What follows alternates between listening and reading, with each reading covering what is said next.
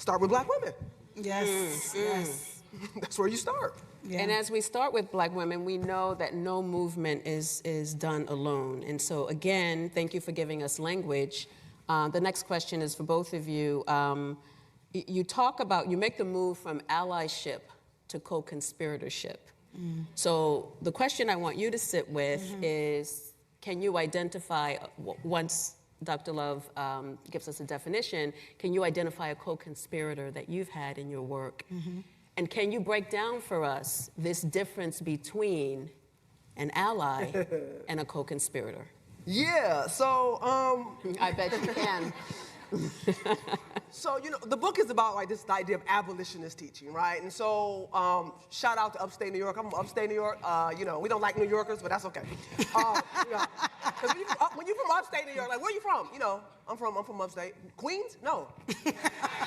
Brooklyn? No. Albany? No. I'm from upstate New York. Rochester, New York. 90 miles from Canada, right? And so, you know, so we had abolitionists in upstate New York. That's where I grew up. And the one thing about an abolitionist had to be a co-conspirator. I mean, I want y'all for a second to just think about the Underground Railroad. The Underground Railroad freed over 100,000 enslaved Africans and black folks. Right? Think about this. There was no Twitter.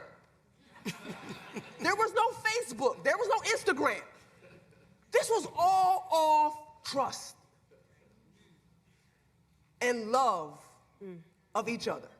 And to say that this system of racism and bondage, no more. Yeah. We did that. It was everyday people. Farmers, bankers, doctors, teachers, nurses, all ethnicities. We did that as a country. Someone came to your door, gave you a code, you just had to trust them. And so I wanted to bring that back. What would it mean for us in 2019 to think about what it would mean to be an abolitionist and to be a co-conspirator? And in the book, I use James Tyson.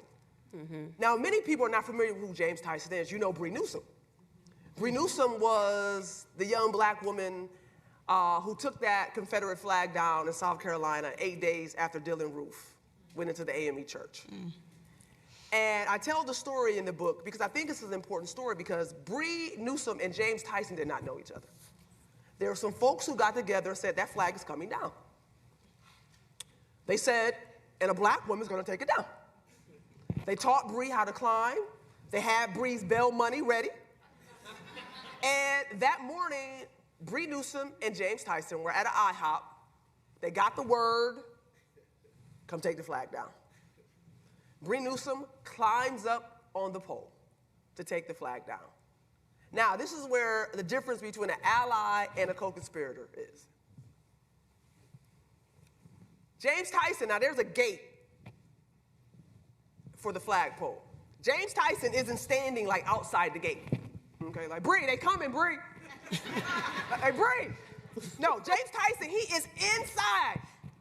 And then the police say, you know what? We can get her down. Tase the pole. James Tyson, because he wasn't here, he was here, said, okay. He put his hand on the pole. That white man, at that moment, understood why he was there. He put his hand on the pole, and he knew that the police would not tase that pole with a white man, healthy white man, right there. He saved her life. That's what it means to be an ally. You can stand out there, and allies know all the language. They read all the books. They come to the meeting with all the terms. Right? They read the report before you read the report. Right? I always say allies make black folks feel bad. Like, did you read the new Ta-Nehisi Coates book? Like, damn, I didn't read the new Ta-Nehisi Coates book. Like, you know, I've been busy being black. Right? So I didn't read the new Ta-Nehisi Coates book, but I know it's fire. Right? So they come and they know everything and they good. And then after the meeting, you're like, well, what we gonna do? They go, you're like, how they left already? Where'd they go? I'm gonna call an Uber. I'm gonna call an Uber, right? So that's the difference difference between being an ally and a co-conspirator. You know, and this is that back to that abolitionist, is to put something on the line for somebody. Yeah. Take a risk to see how to use your whiteness. And I tell folks all the time, whiteness is like a bank. And it just, your ATM card just replenishes itself. So spend it. As the kids say, cash out. Right, cash out. It's gonna come right back. And so to be a co-conspirator, I try to write in the book, is to take risks for somebody. To put something on the line, but to use it in a way in which where you're using your privilege. Yeah. Yes. Use it. And I'm not just talking about white folks, I'm talking about cisgender folks. Use it for trans folks, like use it, use it for queer folks. Yeah. Like put something on the line, take a risk. It doesn't have to be small risk, big risk. James Tyson simply said here, put his hand on the pole. That's it. And that's what we are talking about with co-conspirators. Allies, they know everything, they can say, they can talk it. But when it's time, they're not there. And if they're there, they're looking at you like, you going? Oh, you go. You go on the front lines, right? Black folks and brown folks, we don't want to fight racism. The Creator did not put me here to fight racism. Yeah. If you believe that, that's racist. I should be here and be in my full life and be my full self and my full human. Yes. But I gotta fight what y'all created. So they gotta come to the table with something more than just, I read the new book. Right.